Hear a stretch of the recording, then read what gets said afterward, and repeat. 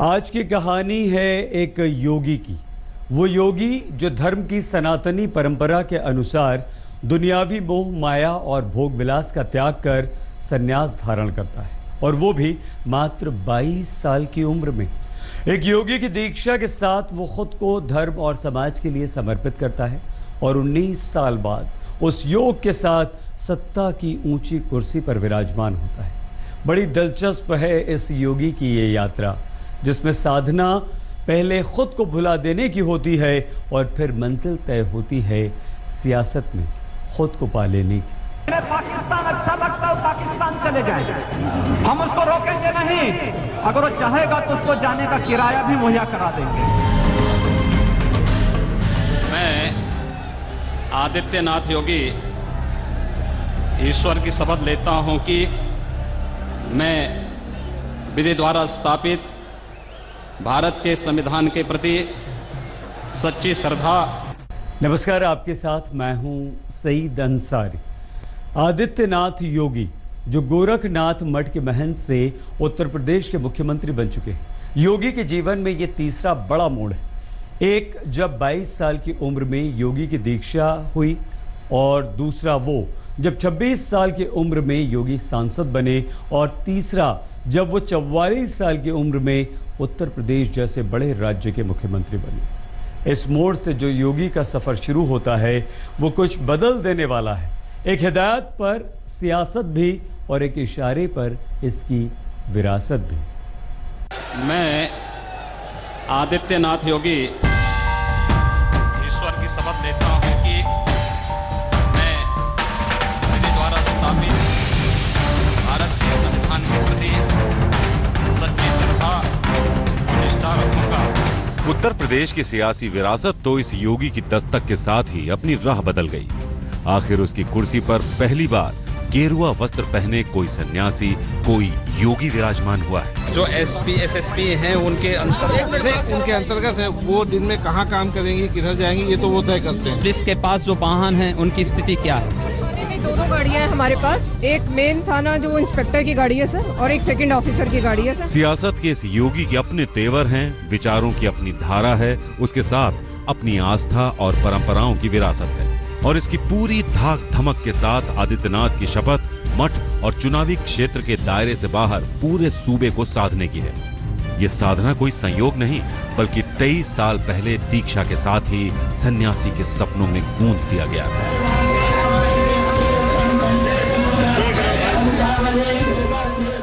अगर आप भारत माता की जय नहीं बोल सकते, अगर आप वंदे मातरम नहीं बोल सकते, तो फिर ये कहां पर लिखा है संविधान में कि तुम्हें इस देश में रहना ही रहना है?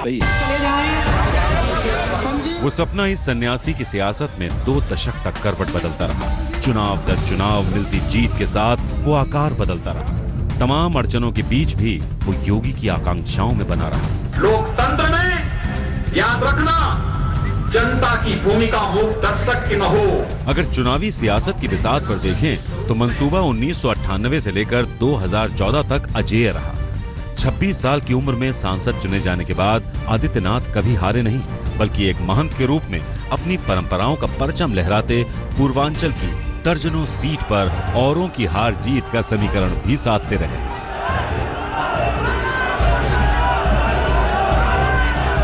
सियासत में ऐसी निर्णायक साधना आदित्यनाथ को अपने धर्म गुरु से विरासत में मिली।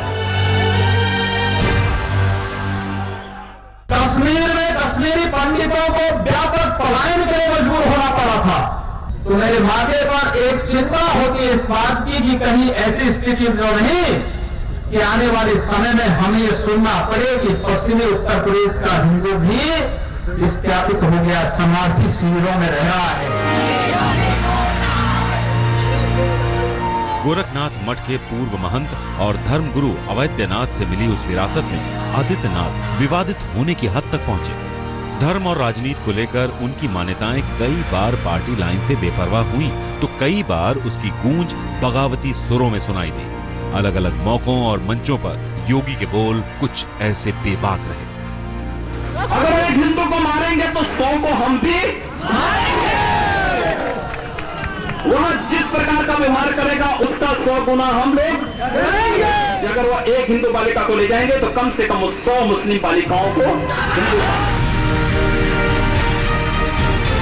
लेकिन इन सियासी बयानों में वो मंसूबा कभी नहीं झलका जिसकी भविष्यवाणी योग दीक्षा के साथ धर्मगुरु अवैधनाथ ने की थी। योगी राजनीति में निर्णायक ओहदे पर काबिज होंगे और एक दिन इसकी धारा बदल देंगे।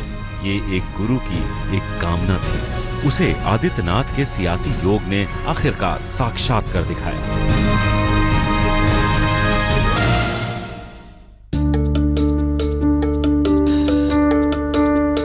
ऐसे ऐलान से पहले आदित्यनाथ के सीएम बनने की संभावना दूर दूर तक नहीं थी। वो बीजेपी की तरफ से चुनाव में स्टार प्रचारक जरूर थे। पूर्वांचल में उनके सियासी प्रभाव को देखते हुए प्रचार के लिए उन्हें हेलीकॉप्टर भी मुहैया कराया गया था, मगर सूबे का मुख्यमंत्री बनने के लिए इतनी अहमियत ही काफी नहीं थी।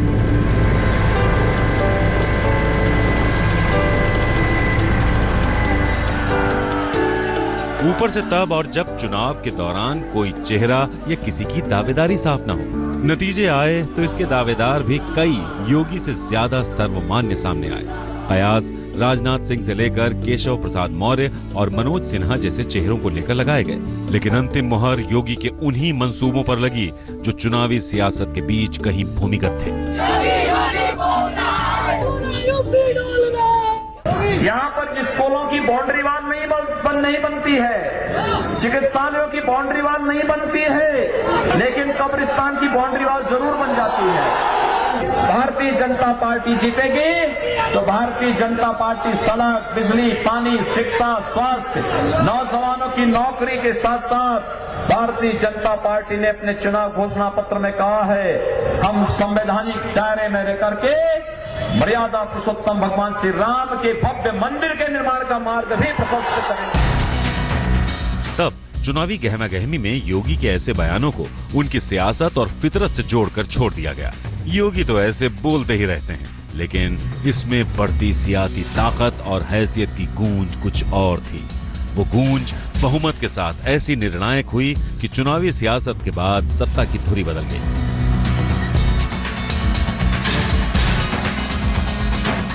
मुख्यमंत्री के तौर पर योगी के नाम का ऐलान होते ही सारे सियासी मान अनुमान जैसे आधारहीन साबित हो गए। इसे लेकर आलोचना और असंतोष भी तमाम सामने आए, मगर इस योगी का राजयोग तो जैसे उसके मंत्र योग के साथ ही तय हो गया था।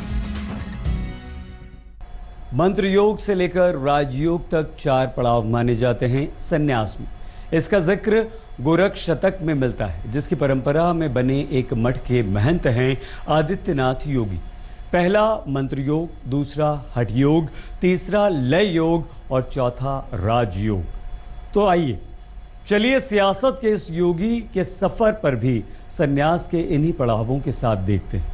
इनमें पहला योग मंत्र योग तो आदित्यनाथ की जिंदगी में संयोग की तरह आया, फिर उसके बाद क्या हुआ?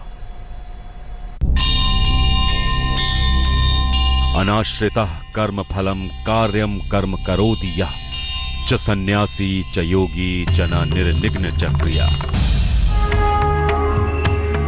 योग की परंपरा में मान्यता तो यही है, जो फल की इच्छा किए बगैर अपना कर्म करता है, दूसरों के उपकार को अपने जीवन का मकसद बनाता है, वही सच्चा सन्यासी है। इस परंपरा में सियासत का जिक्र नहीं, मगर गोरखनाथ के जिस मठ में 22 साल के अजय सिंह बिष्ट ने योग की दीक्षा ली, तब तक सियासत उसकी परंपरा का हिस्सा बन चुकी थी। मठ की परंपरा में चुनावी राजनीति का दखल 60 के दशक में शुरू होता है, जब इसके तत्कालीन महंत अवैधनाथ उत्तर प्रदेश विधानसभा चुनाव में उतरे। अवैधनाथ 1962 से लेकर 1977 तक 4 बार मानीराम सीट से विधायक चुने गए। 80 के दशक में जब राम जन्मभूमि आंदोलन ने जोर पकड़ा तो वो बीजेपी से जुड़ गए और 1990 में राम मंदिर निर्माण उच्चाधिकार प्राप्त समिति के अध्यक्ष भी बनाए गए।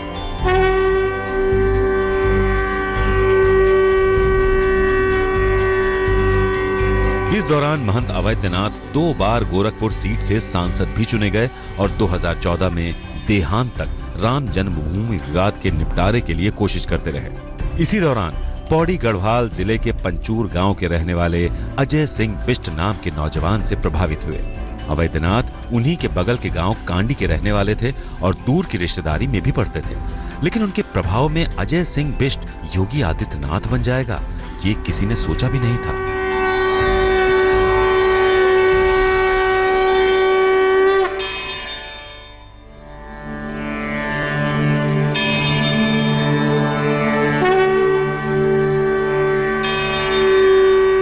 बाईस साल के अजय सिंह बिष्ट की जिंदगी में मंत्र योग 1994 की बसंत पंचमी को शुरू होता है, जब अपने उत्तराधिकार के लिए महंत अवैधनाथ ने उनका चुनाव किया। अजय सिंह का नामकरण आदित्यनाथ के रूप में हुआ। इसकी जो परंपरा है उसके मुताबिक योगी के रूप में दीक्षित किए जाने के बाद महंत के कानों में कुंडल पहनाया जाता है, लेकिन इसके लिए एक शर्त होती है।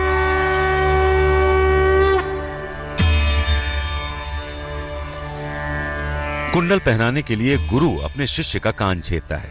इसके लिए कोई औजार नहीं बल्कि एक नुकीली लकड़ी होती है। इस दौरान शर्त यह होती है कि शिष्य की आंखों से आंसू ना निकले।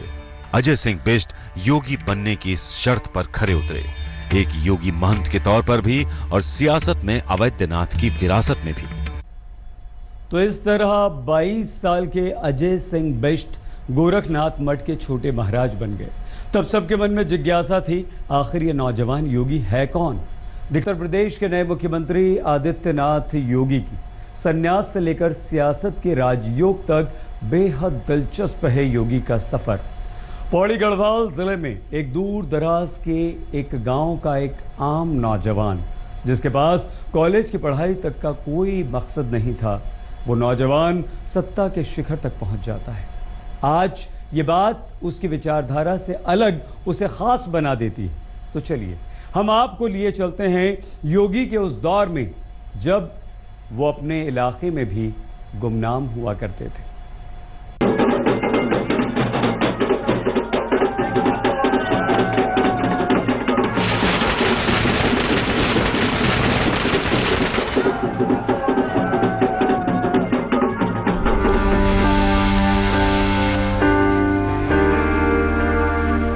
पौड़ी गढ़वाल के पंचूर गांव में योगी की सियासी सुर्खियां तो गुमनामी का दौर पहले ही खत्म कर चुकी थी, मगर मुख्यमंत्री बनने के बाद पूरे इलाके की खुशी इस जश्न में तब्दील हो गई। होली के दिन जैसे दिवाली भी बन गई।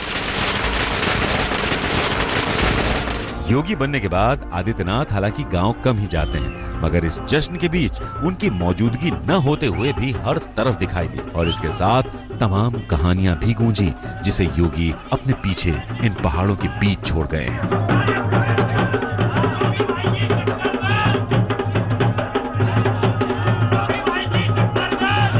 लेकिन जब भी आते थे यहाँ पे वही थे कि पढ़ाई करो और आगे बढ़ने का प्रयास करो, पढ़ने के लिए कहते थे। पंचूर गांव के इस घर में योगी की मौजूदगी है ही कुछ ऐसी। ये योगी का पुश्तैनी घर है, जिसके कमरों में बचपन और युवा दिनों की यादें वैसे ही सहेज कर रखी गई हैं जैसा 24 साल पहले इन्हें वो छोड़ कर गए थे। घर में योगी का ये वो कमरा है जिसमें आदित्यनाथ स्कूल और कॉलेज के दिनों में पढ़ाई करते थे।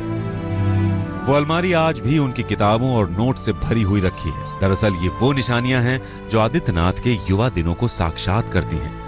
योगी तो जैसे तैसे बीएससी तक की पढ़ाई पूरी कर गए, लेकिन एक सपना उन्हीं दिनों में देखा कि जिंदगी में अगर कुछ बन गया तो इस पहाड़ी इलाके में एक कॉलेज जरूर खोलूंगा।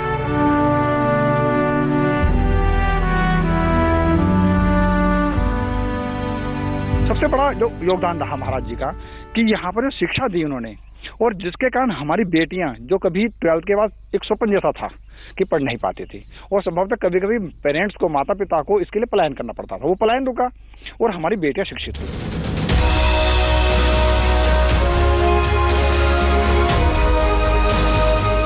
आदित्यनाथ योगी का बनवाया ये गोरखनाथ डिग्री कॉलेज पूरे पौड़ी गढ़वाल में उन्हें दूसरे तरीके से मशहूर करता है। अपने दिनों में योगी ने देखा था इस पहाड़ी इलाके में पढ़ाई की मुश्किलें कैसी होती हैं, खासकर लड़कियों के लिए। खुद आदित्यनाथ की पढ़ाई ठांगर के इस प्राइमरी स्कूल से लेकर ऋषिकेश के भरत इंटर कॉलेज तक किसी तरह पूरी हुई।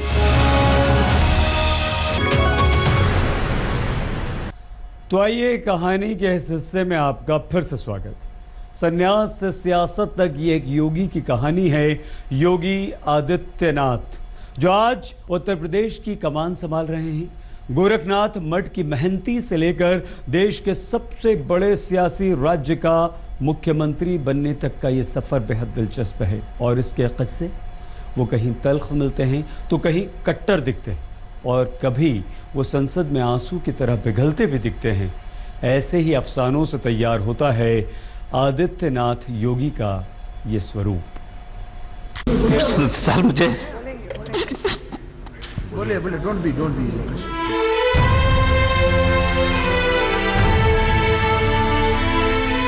ठीक 10 साल पहले संसद में सुबकते योगी रूंधे गले से जो कुछ सबके सामने बताया, उसमें बातें उनके खिलाफ साजिश की थी।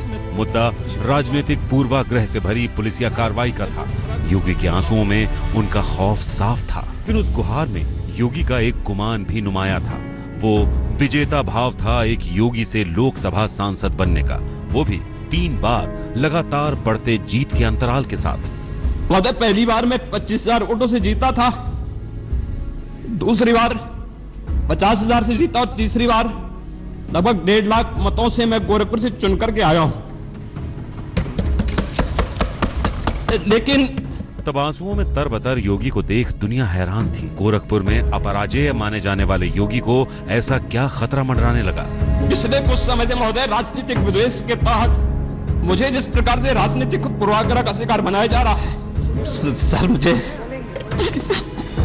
बोले डोंट बी क्योंकि मैंने वहां पर भ्रष्टाचार के मामले उजागर किए थे, क्योंकि मैंने भारत नेपाल की सीमा पर आईएसआई और राष्ट्र विरोधी गतिविधियों के खिलाफ आवाज उठाई थी और सदन में बराबर उसके खिलाफ सदन का ध्यान आकर्षित करता रहा। तब अपनी तरफ से उस खतरे की वजह भी गिना गए आदित्यनाथ। आखिर अपने ही गोरखपुर में वो सुरक्षित क्यों नहीं है? लेकिन तब मसला सिर्फ सुरक्षा का नहीं, साल 2006-07 के उस दौर में योगी की सक्रियता का भी था। तब तक नर्म हिंदुत्व की राजनीति करने का आरोप झेलती बीजेपी केंद्र की सत्ता से बेदखल हो चुकी थी, लेकिन योगी का परचम पूरे पूर्वांचल में उतने ही गर्म तेवरों के साथ लहरा रहा था। उस परचम की पहरेदारी योगी की युवा वाहिनी के जिम्मे होती थी। ये संगठन आदित्यनाथ योगी ने साल 2002 में हिंदू युवा वाहिनी के नाम से बनाया था। तब योगी ने युवा वाहिनी को सांस्कृतिक संगठन बताया था, जिसका मकसद था गांवों और शहरों में घूम घूम कर धर्म विरोधी गतिविधियों को रोकना और उसके खिलाफ लोगों को जागरूक करना। लेकिन इसकी स्थापना के शुरुआती 4-5 सालों में यह संगठन योगी के साथ विवादों में घिरता नजर आया।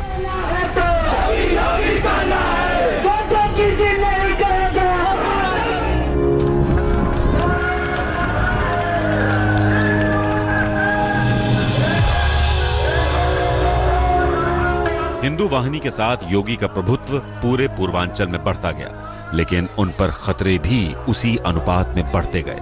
संसद में सुबकते हुए योगी उन्हीं खतरों का जिक्र कर रहे थे जिनका सामना उन्हें 2007 में करना पड़ा था। इसकी शुरुआत मुहर्रम के जुलूस के दौरान हुई एक झड़प से होती है। इसमें योगी समर्थक एक युवा बुरी तरह घायल हो गया।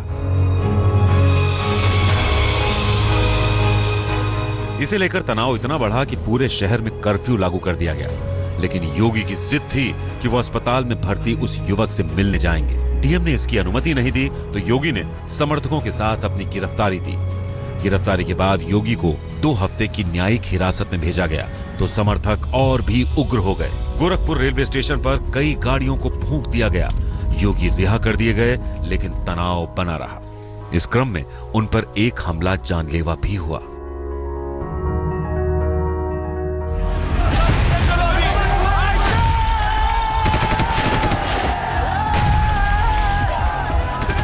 उस वक्त योगी आदित्यनाथ पूर्वांचल के एक छात्र नेता की हत्या के बाद उसकी 13वीं में आजमगढ़ जा रहे थे। योगी के साथ समर्थकों और कारों का बड़ा काफिला है, मगर तकिया गांव के पास पहुंचते ही उन पर हमला कर दिया गया। योगी उस हमले में पूरी तरह से घिर गए। दोनों तरफ से फायरिंग हुई, जिसमें हमलावर भीड़ का एक युवक मारा गया।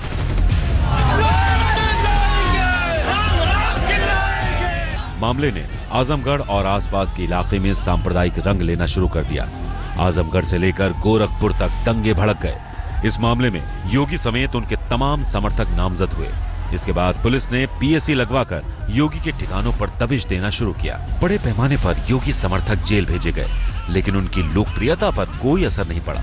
2009 में जब लोकसभा चुनाव हुए तो योगी पहले से कहीं ज्यादा करीब 2 लाख वोटों के अंतर से जीतकर संसद पहुंचे।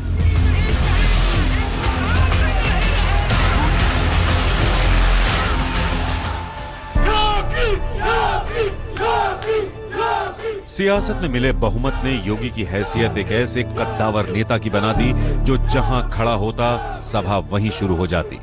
वो जो बोल देता समर्थकों के लिए वही कानून हो जाता। इस शक्ति के साथ योगी की शर्तों के आगे कई बार पार्टी को भी समझौते के लिए नरम होना पड़ा। वो चाहे पूर्वांचल की सीटों के लिए प्रत्याशी का चुनाव हो या फिर धर्म और हिंदुत्व को लेकर योगी का राजनीतिक बयान। इसकी वजह से कई बार पार्टी और इसके आला कमान भी सियासी संकट में फंसते दिखे, लेकिन योगी अपनी रौ में बहते चले गए।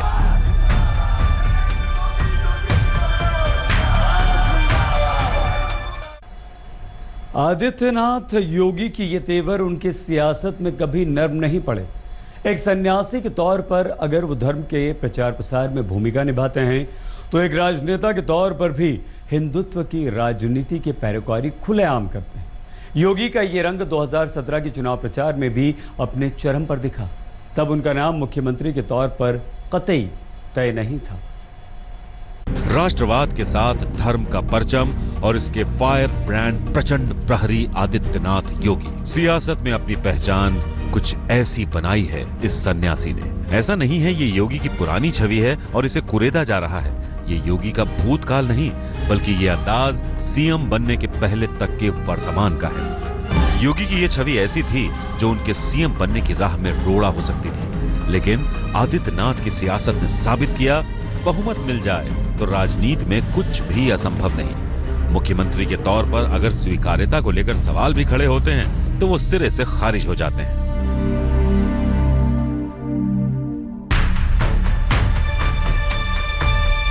खारिज तो योगी के जवाब भी होते रहे विचारों की दूसरी धारा में, लेकिन योगी अपनी रौ में आगे बढ़ते रहे और इसी रौ की बदौलत योगी अपनी सियासी सक्रियता के साथ एक दशक में ही हिंदुत्व की राजनीति के पोस्टर बॉय बन गए। मुद्दा पाकिस्तान से लेकर घर वापसी और लव जिहाद तक कोई भी हो, योगी हर मौके पर बात अपने मन की करते हैं। 2014 में सामने आए ये योगी के बोल सुनकर तो बीजेपी भी पगले झांकने लगी थी। तब धर्मांतरण और घर वापसी अभियान को लेकर सियासी बवाल पूरे उफान पर था। इस पर खुद पीएम मोदी संसद में बयान देने की पुरजोर मांग के बीच चुप थे, लेकिन योगी के बोल एक नई ही अलग जगा रहे थे। उस रौ में योगी कभी शाहरुख और आमिर खान जैसे लोकप्रिय सितारों के खिलाफ भी खड़े हुए, जिन्होंने देश में बढ़ती असहिष्णुता और इस माहौल में डर लगने जैसी बातें की थी। इस रौ में योगी ने कई बार पार्टी से जुड़ी पाबंदियां तोड़ी।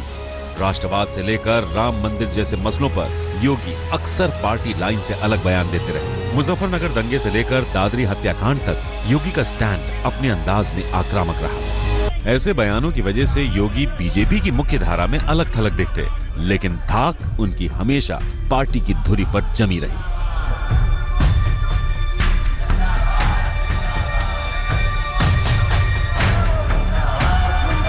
उसकी शुद्धि करवाएंगे और उसको अपनाएंगे।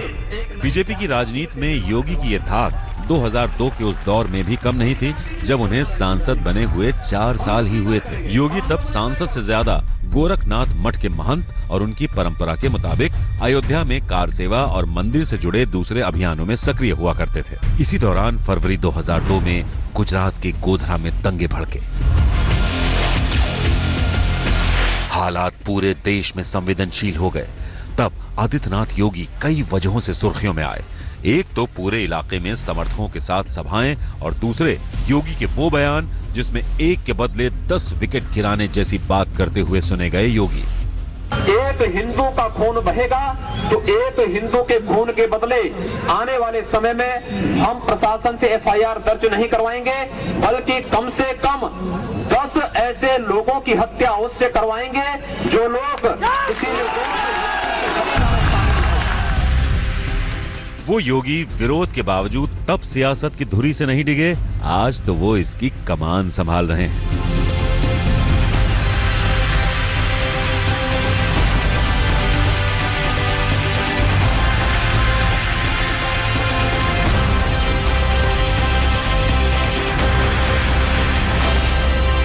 आदित्यनाथ योगी की।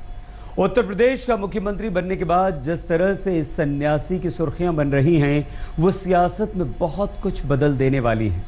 सत्ता में 325 सीटों का प्रचंड बहुमत और सियासत में राम नाम की जयकार, ये बात योगी को निर्णायक बनाती है। एक ऐसा नायक जिसके लिए सत्ता का दायरा किसी प्रदेश तक सीमित नहीं रहा।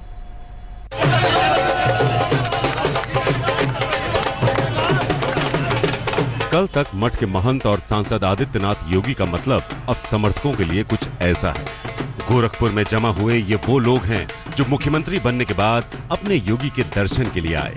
राज्य और राज्य के बाहर दूर दराज के इलाकों से आए हजारों समर्थक। मोदी जी के बाद अगर कोई प्रधानमंत्री बन सकता है तो योगी आदित्यनाथ बन सकते हैं। सबसे बढ़िया चेहरा अगर है योगी आदित्यनाथ, हम लोग बनाएंगे। योगी जी तो अपने तन मन धन से यहाँ का विकास करेंगे ही कि आने वाले समय में हम लोग उनको पीएम के रूप में 2024 में भी देखना चाहते हैं। पीएम के रूप में भी? जी, पीएम के रूप में भी देखना चाहते हैं, इसलिए कि मोदी जी के पद चिन्हों पर वो चल रहे हैं। मोदी जी दिन में सुबह 4 बजे उठते हैं, योगी जी दिन में 3 बजे उठते हैं। वो 16-18 घंटे काम करते हैं, ये 22 घंटे काम कर रहे हैं। इनके सुरों में योगी के लिए जो नए ख्वाब सजाए जा रहे हैं, कल तक उसका जिक्र तक नहीं था। पीएम तो दूर की बात, सीएम बनने के सवाल पर भी कुछ साफ नहीं था। खुद योगी भी ऐसे सवालों पर कन्नी काट जाते या फिर ऐसा कहकर बच निकलते कि उनमें सीएम बनने की योग्यता तो पूरी है। लेकिन आज योगी के मठ पहुंचने से पहले ये सुर सरेआम हो गए। योगी मोदी देखो इस जसवा की शान बा, हो योगी बन गईले सीएम हुआ थर थर का पता, हो योगी बन गईले।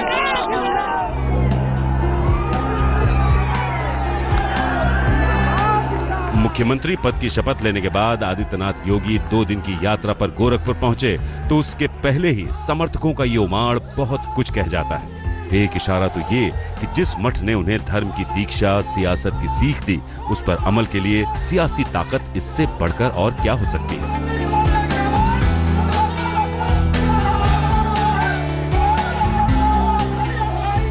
बेशक मठ की कमान और मुख्यमंत्री की भूमिका में फर्क बहुत है, लेकिन योगी अपने शुरुआती तेवरों में ही ये साफ कर गए, धर्म हो, राजनीति हो, बदलाव तो वो अपने अंदाज में ही करेंगे।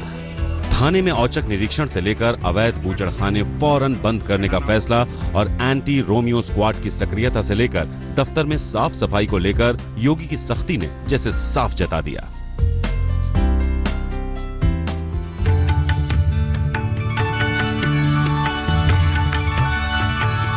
एक फैसला तो मुख्यमंत्री बनते ही योगी ने सीएम आवास और दफ्तर के शुद्धिकरण का भी किया। मुख्यमंत्री आवास में जहां योगी के प्रवेश से पहले ही उसका धार्मिक रीति रिवाज से शुद्धिकरण किया गया, पूजा पाठ और मंत्रोच्चार के बीच पूरे आवास को एक सन्यासी की दिनचर्या के मुताबिक तैयार किया गया।